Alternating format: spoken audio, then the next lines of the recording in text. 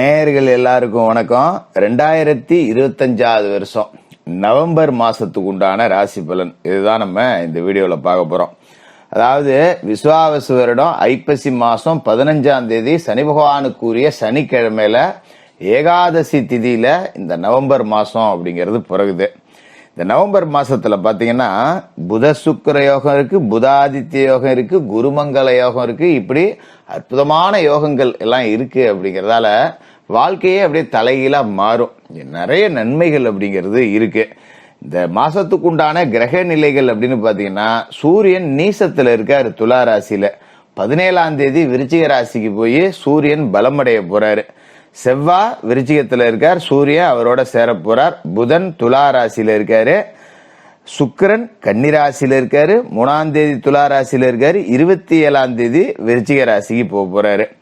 இப்ப இந்த விருச்சிக ராசியில செவ்வாயோட சுக்கிரன் சேர போறார். அப்படிங்கறதால ஒரு 4 ராசிக்காரர்களுக்கு பிருகுமங்கல யோகம் அப்படிங்கிற ஒரு அற்புதமான யோகமும் இருக்கு. குரு பகவான் கடகத்துல உச்சமடைஞ்சிருக்கார், சனி பகவான் மீன ராசியில, ராகு கும்பத்துல, கேது சிம்மத்துல. இதுதான் இந்த மாசத்துக்கு உண்டான கிரக நிலைகள். இந்த பிருகு மங்கள யோகம் அப்படிங்கிற ஒரு அற்புதமான யோகம் 4 ராசிக்காரர்களுக்கு இருக்கு. அது யார் யாருக்கு, உங்களோட ராசிக்கு இந்த மாசத்துல என்ன பலன்கள் கிடைக்க போகுது அப்படிங்கறத எல்லாத்தையுமே ரொம்ப தெளிவா பார்த்துருவோம்.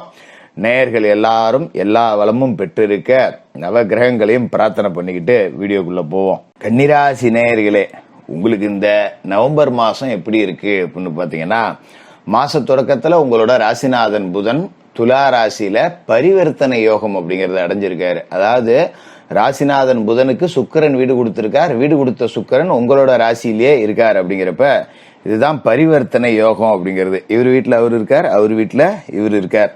அதே மாதிரி உங்களோட ராசியை பொறுத்த வரைக்கும் 2வது வீட்டுல சூரியன் நீசம் அடைஞ்சிருக்கார். அப்ப நம்ம 17 தேதி வரைக்கும் அரசு வழி காரியங்கள்ல கொஞ்சம் எச்சரிக்கையா இருக்கணும். 2வது வீடு அப்படின்னாலும் கூட அரசாங்க காரியங்கள்ல எச்சரிக்கையா இருக்கணும். குறிப்பா பாத்தீங்கன்னா குடும்பத்துல யாருக்காவது அரசு வேலையில வேணும் அப்படின்னா அதற்கான பயணங்கள் அப்படிங்கிறது முறையா இருக்கணும். எதையாவது மறந்துடக்கூடாது. ஒரு தேர்வுக்கு போறோம் வரணும்னா கூட எல்லாத்தையும் எடுத்துட்டு போகணும். அது மாதிரி அரசு வேலையில இருக்கிறவங்க ரொம்ப கவனமா இருக்கணும். தேவையில்லாம உங்களுக்கு ஆசை காட்டப்படும். கண்டச்சனி வேற உங்களுக்கு வலுவா இருக்கு இல்லையா, அதனால யாராவது கொண்டாந்து ஒரு காரியத்தை முடிச்சு கொடு, 10 ரூபா லஞ்சம் தரேன் போறேன் வரேன்பாங்க. அதுக்காக நீங்க லஞ்சம் வாங்குறீங்கன்னு நான் சொல்லல. அப்படிலாம் ஒரு வாய்ப்பு வரும். உங்களை அப்படியே ஆசை காட்டி மோசம் செய்யக்கூடிய வேலைகள்லாம் நடக்கும்.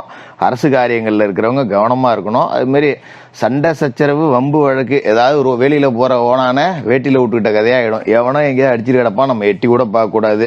நம்ம நல்லது நினைச்சு விலைக்கு விட போய் தேவையில்லாத நம்மளையும் கொண்டு போய் உள்ள வச்சிருவாங்க. கவனமா இருங்க. என்ன ஜோசியரை இப்படியே சொல்றீங்களே, நல்லது எதுவும் இல்லையா ஜோசியரை அப்படின்னு நீங்க கேட்கலாம். இந்த மாசம் முழுக்கவே உங்களுக்கு நல்லதுதான். அது நம்ம முன்கூட்டியே சில தப்புகளை சுட்டி காட்டிடணும், எச்சரிக்கை செஞ்சுட்டோம்னா கவனமா இருப்போம். நம்ம ஒரு டீ கடைக்கு போவோம், காலங்காத்தால டீயை குடிச்சிட்டு வருவோன்னு, அங்கே எவனாவது ஒருத்தன் அரசியல் சண்டை போட்டுக்கிட்டு இருப்பான், எங்கச்சி பெருசு ஓங்கச்சி பெருசுன்னு. இதெல்லாம் நமக்கு தேவையா? நம்ம வாயை வச்சு சும்மா இல்லாம ஊடால போனோம்னா தேவையில்லாம எங்கேயோ போற மாதிரியாத்தான் என் மேல ஏறாத்தாங்கிற கதையா மாறி போவோம். அதனால கவனமா இருங்க. மற்றபடி பெரிய பாதிப்புகள் எதுவும் இந்த மாசத்துல இருக்காது. முக்கியமான விஷயம் குரு பகவானோட அதிசார பெயர்ச்சி அப்படிங்கிறது. குரு பகவான் இப்ப எங்க பயிற்சி ஆயிருக்காரு, கடகராசிக்கு உச்சம் அடைஞ்சிருக்காரு. உங்களோட ராசிக்கு லாப வீடு 11வது வீட்டுல குரு வந்திருக்காரு. அப்படிங்கிறப்ப குரு கோடிகளை கொட்டி கொடுக்க போகிறார் அப்படின்னு சொல்லலாம். ஏன்னா ஏற்கனவே குரு 10ல இருந்தார் இல்லையா. இந்த கண்டச்சனி காலத்துல குரு 10ல இருந்தாருன்னா பதவி மாற்றம், பதவி நாசம் தான். இருக்க வீடு இருந்தா இது எங்கேயாவது திடீர்னு காலி பண்ணும்பாங்க. வாடகை கூட தேடி ஓடிக்கிட்டே கிடக்கணும். 10,000 வாடகைக்கு இருந்திருப்போம், இப்போ 5,000 பாங்க. வேலை செய்யற இடத்துல டிரான்ஸ்ஃபர் போட்டிருப்பாங்க, மேல உள்ள அதிகாரி எரிஞ்சு விழுவான். இல்லைன்னா வேற கம்பெனிக்கு வேலைக்கு ஆசைப்பட்டு இருக்கிற வேலையை விட்டுட்டு நடுத்தருக்கு வந்த கதையா இருக்கும். வெளிநாடு போயிருப்பீங்க, நமக்கு சொன்ன சம்பளம் ஒன்னா இருக்கும், அவங்க கொடுக்குற சம்பளம் ஒன்னா இருக்கும். ரிட்டர்ன் தாய்நாட்டுக்கு போனா வாங்கின கடனுக்கு வட்டி கூட கட்ட முடியாதுன்னு சொல்லி இருக்கிற இடத்துல புலத்துல பார்ப்போம் அப்படிங்கிற மாதிரி ஓடிக்கிட்டு இருந்திருக்கோம். இந்த 10ல குரு இருந்ததால நல்ல வேலையா இப்ப குரு அதிசாரமா பேச்சாகி 11வது வீட்டுக்கு வந்துட்டாரு இல்லையா. அந்த கொடுக்கற தெய்வம் குறையை பிச்சுட்டு கொடுக்குங்கிற கதை தான் இதுக்கு மேல உங்களுக்கு நடக்கும். நல்ல காசு பணம் வரும். காசு பணத்துக்கு பஞ்சமில்லாத ஒரு நிலை அப்படிங்கிறது இருக்கு. அப்படிங்கறதால ரொம்ப நல்லா இருப்பீங்க. இந்த குரு பகவான் உங்களுக்கு 52 நாளைக்கு அதீத நற்பலன்கள் அப்படிங்கறத செய்வாரு. அப்ப நீங்க எதை தொட்டாலும் பொன்னாகக்கூடிய ஒரு நிலை. அப்ப முக்கிய முடிவுகள், சுபகாரிய பேச்சுவார்த்தைகள், தொழில் ஒப்பந்தங்கள், தொலைதூர பயணங்கள் எல்லாத்தையுமே இந்த காலகட்டத்திலே நீங்கள் செய்யலாம். இந்த நவம்பர் மாதம் முழுக்க நீங்கள் துணிச்சலாக அடி எடுத்து வைக்கலாம். எடுத்து வைக்கிற அடியில் வெற்றி தானே தவிர ஒரு அடி கூட பின்வாங்க வேண்டிய சூழல் அப்படிங்கிறது உங்களுக்கு வரவே வராது. கவலைப்படாதீங்க.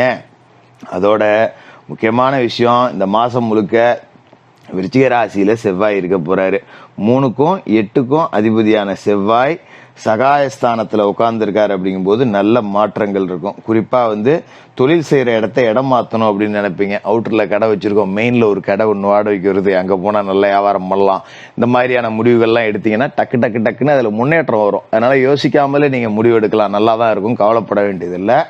அது மாதிரி பாக பிரிவினைகள்லாம் சுமூகமாக முடியும். அண்ணன் தம்பிகளுக்குள்ள இல்லை அங்காளி பங்காளிகளுக்குள்ள ஒரு சொத்தை பிரிச்சுக்கணும் போகணும் வரணும், இல்லை சகோதரி ஒருத்தி இருக்கா அவ வேற சொத்து கேட்டு கேஸ் போட்டுட்டு இருக்கா, இல்லை இவ்வளோ பணம் கொடுங்குறா, இது மாதிரியான விஷயங்கள்லாம் 4 பேரை ஊரில் பெரிய மனுஷன் சொந்த பந்தத்தில் யாராவது பெரிய மனுஷனை வச்சு நல்லபடியாக பேசி முடிச்சுட்டு ஒரு தேவையில்லாத கோர்ட்டு கேஸுன்னு அலைஞ்சிக்கிட்டு இருக்காம ஏதோ வரப்பு சண்டைக்கு போய் வயலை விற்று வைக்கலுக்கு பீசு கொடுத்தங்கிற கதையாக இல்லாமல் நமக்குள்ளேயே இந்தா நீ 1/2 அடி வச்சுக்க, இந்தா நீ 1/2 அடி வச்சுக்க, 1/2 அடி ஒரு அடியில் அண்ணன் தம்பி உள்ள சண்டை போட்டுக்கிட்டு என்ன செய்ய போகிறோம், போ ரைட்டு அப்படின்னு விட்டு கொடுத்துட்டு போனீங்கன்னா நல்லது அப்படிங்கிறது நடக்கும். அதுமாரி மாச தொடக்கத்தில் உங்களோட ராசியில் இருக்கிற சுக்கிரன் 3ஆம் தேதியே துலா ராசிக்கு போய் ஆட்சி பெற்று அமர போறார். துலா ராசிக்கு ஆட்சியோட போய் உட்கார போறார். அங்கேயே தான் உங்களோட ராசிநாதனும் இருக்காருங்கிறதால புத சுக்கிர யோகம் அப்படிங்கிற ஒரு அற்புதமான யோகம் இருக்கு. 2க்கும் 9க்கும் அதிபதியான சுக்கிரன் தன வீட்டிலே இருக்கார். அப்படிங்கிறப்ப குடும்பத்துல நீண்ட நாளா இருந்த பிரச்சனைகள் தீரும். என்ன பிரச்சனை? எங்க குடும்பத்துல ஒன்றும் பிரச்சனை இல்லையே ஜோசியரை அப்படின்னு நீங்க நினைக்கலாம். இருக்கும். அதாவது நம்ம கண்ணு தெரியாம கூட பிரச்சனை தான். ஒருத்தருக்கு ஆண் வாரிசு இல்லாம இருக்கும், ஒருத்தருக்கு வாரிசு இல்லாம இருக்கும், இல்ல ஒருத்தருக்கு கல்யாணமே நடக்காம வரனே அமையாம இருந்திருக்கும், இல்ல ஒருத்தர் சுக பாதிக்கப்பட்டு ஆஸ்பத்திரிக்கு அலைஞ்சிக்கிட்டு இருந்திருப்பாங்க, அப்படி இல்லைன்னா ஒருத்தருக்கு கல்யாணம் ஆகாம இருந்திருக்கும், வேலை கிடைக்காம இருந்திருக்கும், ஒருத்தர் பொறுப்பு இல்லாம இருந்திருப்பாங்க. இப்படி குடும்பத்துல யாரோ ஒருத்தர் மட்டும் கொஞ்சம் நல்லா இருந்தானா பரவாயில்லையா, என் குடும்பம் நல்லா இருக்குயா அப்படிங்கிற மாதிரிலாம் இருந்துச்சு இல்லையா, அது சரியாகும். அது மாதிரி அண்ணன் தம்பிகளுக்குள்ள சொத்து பிரிச்சுக்கல போல வரல சுகம் இல்லை இப்படிலாம் இருந்தா கூட இது எல்லாமே உங்களுக்கு சுகமாயிடும். உங்களுக்கு நன்மைகள் அப்படிங்கிறது அதிகமாக நடக்கக்கூடிய ஒரு நேரம். அதுமாரி பொது வாழ்க்கையில் இருக்கிறவங்களுக்கு நல்ல அனுகூலம் அப்படிங்கிறது கிடைக்கும். பொருளாதாரத்திலையும் தன்னிறைவு ஏற்படும். நிறைய நூதன பொருட்கள் சேர்க்கை அப்படிங்கிறதெல்லாம் இருக்கும். வினோதமான பொருட்கள்லாம் உங்களுக்கு சேரும். யாருக்கிட்டுமே இல்லடா இது என்கிட்ட மட்டும் தான்டா இருக்கு அப்படிங்கிற மாதிரி புதுவிதமான பொருட்கள் சேர்றதுல இல்லை கீழே கடந்து காசு கிடைக்கிறது, கீழே கடந்து ஒரு பவுனு கிடைக்கிறது, இந்த மாதிரி இந்த திடீர் யோகம், புதையல் யோகம், குபேர யோகம் இது எல்லாமே உங்களுக்கு இந்த காலகட்டத்தில் கூடி வருது. அதுமாரி விருச்சிகராசியில செவ்வாய் இருக்கார், அவரை கடகத்திலிருந்து குரு பார்க்கிறார். அப்படிங்கிறதால குருமங்கள யோகம் உண்டாகுது. அப்ப குரு உச்சமா இருக்கார், லாப வீட்டுல இருக்கார், மங்கள யோகம் அடைகிறார். இத்தனையும் சேர்ந்து 11ல இருக்குங்கிறப்ப சுபகாரிய பேச்சுவார்த்தைகள் முடியாகும். அது மாதிரி உங்களோட தைரியம் அதிகமா இருக்கும். ஏதா இருந்தாலும் நான் பார்த்து 2 வாடா எவ்வளவோ பிரச்சனையை பார்த்தாச்சு, இது ஒரு மேட்ரா அப்படிங்கிற மாதிரி இருக்கும். அது மாதிரி பார்த்தீங்கன்னா நமக்கு உழைக்காமையே சில நன்மைகள் அப்படிங்கிறது நடக்கும். திடீர்னு பார்த்தீங்கன்னா ஆஃபீஸில் எல்லாருக்கும் சம்பளம் கூட கொடுப்பாங்க, திடீர் ப்ரமோஷன் கிடைக்கும், நல்ல வேலை கிடைக்கும், இல்லைன்னா வெளியில் வேலை பார்த்துட்டு இருப்பீங்க, வீட்டுக்கு பக்கத்துலேயே ஒரு டிரான்ஸ்ஃபர் கிடைக்கும். இது மாதிரி எதிர்பாராத இனங்கள்லேருந்தெல்லாம் பல நன்மைகள் அப்படிங்கிறது உங்களை தேடி வந்துக்கிட்டே இருக்கும். அந்த அளவுக்கு அற்புதமான நேரம் காலகட்டம் அப்படிங்கிறது ரொம்ப நல்லா இருக்கு. இந்த மாசத்தை பயன்படுத்திக்கிட்டீங்கன்னா உங்கள் வாழ்க்கையில் செட்டில் ஆகிடலாம். கண்டச்சனியோட ஆதிக்கத்துக்காக சனிக்கிழமையில அனுமன் வழிபாடு செஞ்சுட்டு மாலை நேரத்தில் சனி பகவானுக்கு எள்ளு விளக்கு போடுங்க. மாற்றுத்திறனாளிகளுக்கு உங்களால் முடிஞ்ச உதவிகள் செய்யுங்க. ஒரு வாழ்க்கையே செட்டில் ஆகக்கூடிய அளவுக்கு நன்மைகள் நடக்கக்கூடிய மாசமா இந்த நவம்பர் மாசம் இருக்கும். கன்னிராசிக்காரர்களுக்கு வாழ்த்துக்கள்.